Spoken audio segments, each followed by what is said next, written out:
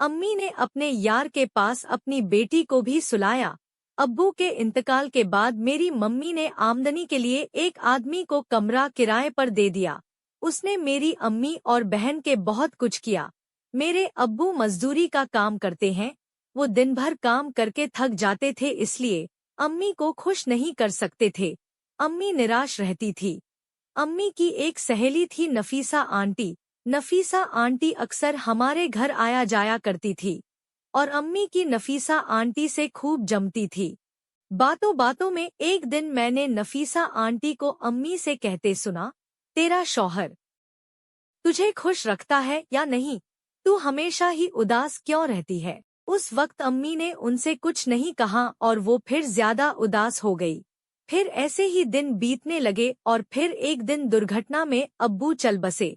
उसके बाद हमारी परेशानी और ज्यादा बढ़ गई। एक दिन फिर नफीसा आंटी हमारे घर आई। वो अम्मी से कुछ बात रही थी तो मैं सुनने लगा। आंटी अम्मी से कह रही थी कि किसी मर्द को पटा ले, घर की तंगी दूर हो जाएगी। अम्मी मना करने लगी, लेकिन आंटी ने अम्मी को एक साइट के बारे में बता दिया जो मुझे सुनाई नहीं दिया। फिर वो खोई खोई सी रहने लगी। कई बार मैंने अम्मी को रात में किसी से फोन पर बात करते भी सुना। एक दिन मैं अम्मी के फोन को चेक करने लगा तो उसमें कई लोगों के नंबर थे। उनमें से एक का नाम दानिश था, जिनके साथ अम्मी की बहुत ज्यादा बात होती थी। मैंने उनकी चैट पढ़ी थी।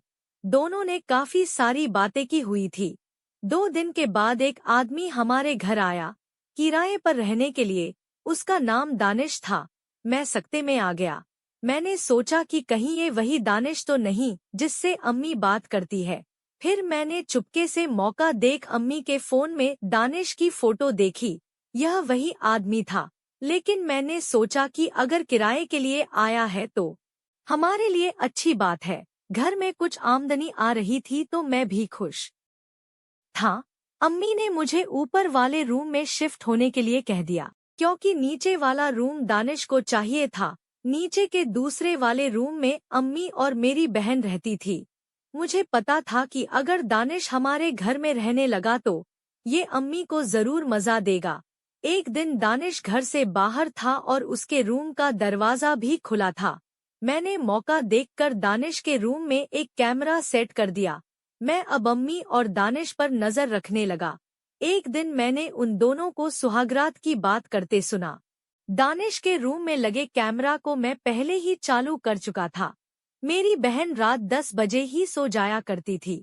उसके सोने के बाद अम्मी दानिश के रूम में गई। वो दुल्हन की तरह तैयार होकर गई थी। दानिश ने रूम का दरवाजा बंद कर लिया और फिर आकर अम्मी के सिर से ओढ़नी हटा दी। उन दोनों ने एक दूसरे को बाहों में